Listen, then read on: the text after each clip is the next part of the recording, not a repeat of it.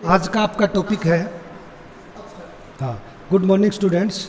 आज का आपका टॉपिक है कंज्यूमर इक्विलिब्रियम, और जो कि हमने ऑनलाइन क्लास के अंदर आज टॉपिक पढ़ा था उसको मैं आज एक्सप्लेन कर रहा हूँ। जैसा कि मैं आपको थ्योरेटिकली उसमें पढ़ा रहा था तो मैंने महसूस किया कि थोड़ा सा स्टूडेंट्स को जो है उसको ग्राफिकल मेथड से भी समझाना चाहिए, तो उसी पॉइंट ऑफ व्यू से मैं आज आपको ये एक वीडियो के साथ इसको समझा रहा हूँ। तो आशा करता हूँ कि आपको अच्छी तरह से समझ में आएगा। फिर भी अगर कोई डाउट है तो हम उसके ऊपर बात कर सकते हैं, आप मुझे पर्सनली कॉल करके और अपने डाउट्स को क्लियर कर सकते हैं। देखिए कि आज हमने इनिशियल स्टेज पे स्टार्ट किया था यहाँ से कि मार्जिनल यूटिलिटी क्या है। सबसे पहले पढ़ा था यूटिलिटी क्या है, यूटिलिटी को डिफाइन किया, the want satisfying power of a commodity is called utility. After then I told you about the total utility and marginal utility, और उन दोनों की मैंने डेफिनेशन बताई कि total utility is the sum total of all the utility derived from different units of a commodity. जैसे आपके पास एक बिस्किट का पैकेट है, फॉर एग्जांपल उसके अंदर 5 बिस्किट हैं, तो पहले बिस्किट से आपको मान लीजिए 20 यूटिलिटी गेन होती है, फिर 15, फिर 10, फिर 5, तो इस तरह से इन सब का टोटल कर देंगे तो आपके पास 50 आया, तो ये आपकी टोटल यूटिलिटी है। तो इस तरह से हम जो एक रिलेशन बना सकते हैं टोटल यूटिलिटी और मार्जिनल यूटिलिटी के बीच में भी। और जब टोटल यूटिलिटी जो है वो यहाँ पर मैक्सिमम होती है तो वहाँ पर मार्जिनल यूटिलिटी 0 होती है। ये सब हमारी बातें हुई थी। तो यहाँ पर सबसे पहला ग्राफ है आपका जिसके अंदर आपको दिखाया गया है, आप देखिए ये है कि मार्जिनल यूटिलिटी, जैसे जैसे आप किसी कमोडिटी को कंज्यूम करते हैं तो उसकी ईच सक्सेसिव यूनिट से जो मार्जिनल यूटिलिटी आपको मिलती है वो कम होती चली जाती है। यहाँ पर भी दिखाया गया है डिमिनिशिंग। ये डिमिनिशिंग क्यों है? क्योंकि अभी आज एक लॉ है, law of diminishing marginal utility.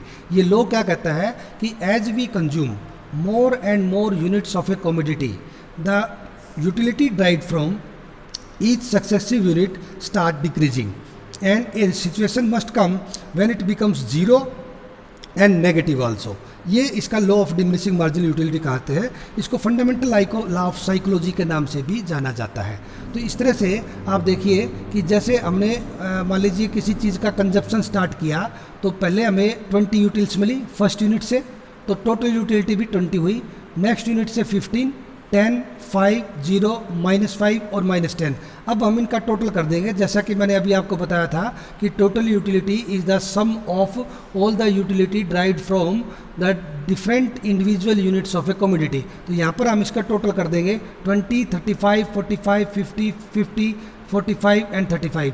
जहाँ पर ये 0 है इसे पॉइंट ऑफ यहाँ पर देखिए इस ग्राफ में आप यहाँ पे देखिए, इसे पॉइंट ऑफ सेटिटी या पॉइंट ऑफ सैचुरेशन भी कहा जाता है। और जहाँ पर ये 0 होती है मार्जिनल यूटिलिटी, वहाँ पर टोटल यूटिलिटी मैक्सिमम होती है। आप इसको टेबल में देख सकते हैं, जहाँ ये 0 है वहाँ पर ये मैक्सिमम है 50, और 50 कांस्टेंट है। देखिए तो यहाँ पर आपका टोटल यूटिलिटी का जो ग्राफ है वो भी कांस्टेंट है। और इसके बाद फिर ये आप देखिए कि मार्जिनल यूटिलिटी नेगेटिव आ गई है, एक्स एक्सिस से नीचे नेगेटिव है, तो इसने घटना स्टार्ट कर दिया है कि आपका यहाँ से यहाँ तक आपका जो टोटल यूटिलिटी का ग्राफ है वो इंक्रीज कर रहा है विद डिक्रीजिंग रेट, क्योंकि आपकी मार्जिनल यूटिलिटी भी डिक्रीज कर रही है, क्योंकि इसका नेगेटिव स्लोप है और इसका पॉजिटिव स्लोप है।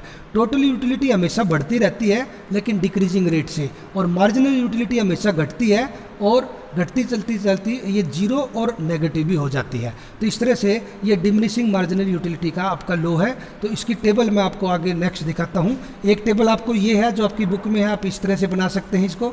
इसका नेक्स्ट टॉपिक है, देखिए इसके अंदर एक ग्राफ ये भी बनता है जिसको आप दिखा सकते हैं, लेकिन जो आपकी बुक में है आप उसको फॉलो कीजिए। आपकी बुक में ये वाला है, ठीक है। तो आप इसको देख सकते हैं कि टोटल यूटिलिटी जो इस तरह से पॉजिटिव स्लोप के साथ डिक्रीजिंग रेट से बढ़ रही है। रेट को मैंने आपको समझाया था कि किस तरह से डिक्रीजिंग रेट होता है। डिक्रीजिंग रेट का मतलब है, मैं एग्जांपल से आपको ये क्लियर कर देता हूँ कि मान लीजिए भिवानी से एक बस लोहारू की तरफ जा रही है और लोहारू भिवानी से 60 किलोमीटर है, तो पहले वो बस पहले 10 किलोमीटर जो है, मैं डिक्रीजिंग रेट की बात कर रहा हूँ, 10 किलोमीटर पर आवर की स्पीड से चलती है। नेक्स्ट 10 किलोमीटर 20 किलोमीटर, फिर 30 किलोमीटर पर आवर, फिर 40 किलोमीटर पर आवर, यानी कि वो लोहारू की तरफ बस वो हर बार अपनी बढ़ती स्पीड से बढ़ती है। इसे इंक्रीजिंग रेट कहा जाता है। अगर वही बस लोहारू से भिवानी आ रही है, पहले 10 किलोमीटर वो 80 किलोमीटर की स्पीड, फिर 70, फिर 60, फिर 50, तो वो डिक्रीजिंग रेट से बढ़ रही है। तो यहाँ पर आपका TU जो है वो डिक्रीजिंग रेट से बढ़ रहा है, क्योंकि आप देखिए कि मैंने आपको टेबल में अभी आपको इस तरह से शो किया था कि यहाँ पर जो है तो यूटिलिटी जो है वो डिक्रीजिंग है, 20, 15, 10, 5। अगर इसको स्पीड ले लें तो ये डिक्रीजिंग है। तो आप देखिए टोटल यूटिलिटी बढ़ तो रहा है 20 से 35, 45, लेकिन ये डिक्रीजिंग रेट से बढ़ रहा है। तो यही बात इसके अंदर है आपके, इसके अंदर कि आपका TU increase with decreasing rate, और ये आपका मार्जिनल यूटिलिटी है जो लगातार गिर रहा है। जहाँ पर ये 0 है वहाँ पर ये मैक्सिमम है। ये अगर रिलेशन आ जाए कि show the relationship between TU and MU with the help of table and diagram, तो जो प्रीवियस टेबल मैंने आपको दिखाई वो टेबल आप यूज़ करेंगे, ये ग्राफ यूज़ करेंगे, और रिलेशन क्या शो करेंगे कि जब तक MU पॉजिटिव है TU increase with decreasing rate, where MU is negative where TU is maximum and constant, and when MU is negative TU start decreasing। ये इसका रिलेशनशिप है। और law of diminishing marginal utility मैंने अभी आपको समझा दिया है, उस मार्जिनल यूटिलिटी के लॉ में भी यही काम करेगा, सेम है, यही टेबल और यही जो है डायग्राम काम करेगा। इसके बाद नेक्स्ट टॉपिक मैं इसका आपको बता रहा हूँ कि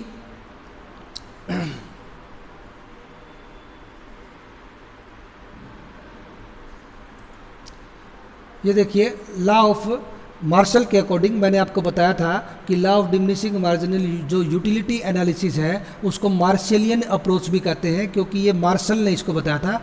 the additional benefit which is person drive from A given increase of his stock of things diminishes with every increase in the stock that he already has.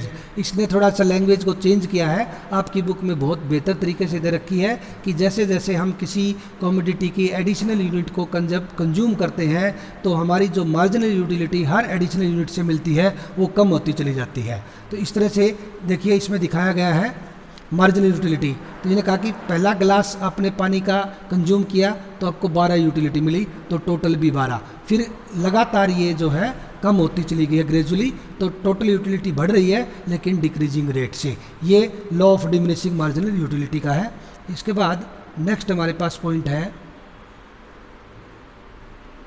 इसी से रिलेटेड है ये सारे। इसी तरह से आप law of diminishing marginal utility को डिफरेंट आइटम से उसको, अब इसकी अजम्पशंस है कि अजम्पशंस ये है कि ये लॉ जब काम करेगा, ये देखिए लिख रखा है assumptions for the law of diminishing marginal utility. Assumptions तभी काम, ये लॉ जब भी काम करेगा जब ये अजम्पशंस होंगी कि रेशनल कंज्यूमर होना चाहिए। रेशनल कंज्यूमर का मतलब है कि आप अपना खर्चा जो कर रहे हैं वो सोच समझ के कर रहे हैं, बिना सोचे समझे नहीं करेंगे। आप हर अपने 1 पैसे की 1 रुपये से भी मैक्सिमम यूटिलिटी गेन करना चाहते हैं।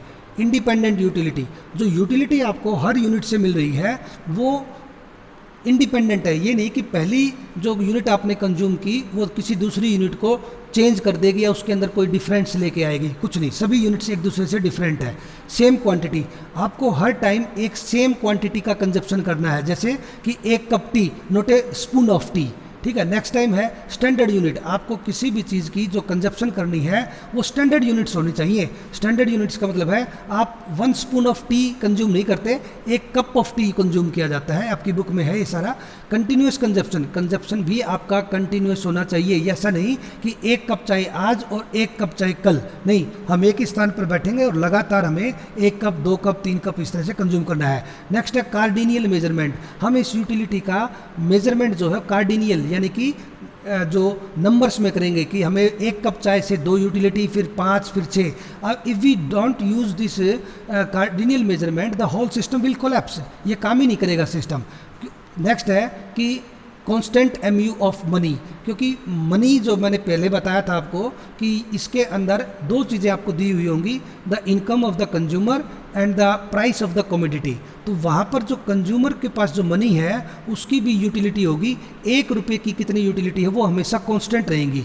ये कांस्टेंट इसलिए रहेगी क्योंकि जैसे हम बाज़ार में सामान लेने जाते हैं तो जब कोई दुकानदार आपकी सब्जी को वेइंग मशीन के ऊपर मेज़र करता है, तोलता है, तो एक तरफ उसके वेट रखा होता है, जैसे 1 kg का, 2 kg का, 3 kg का।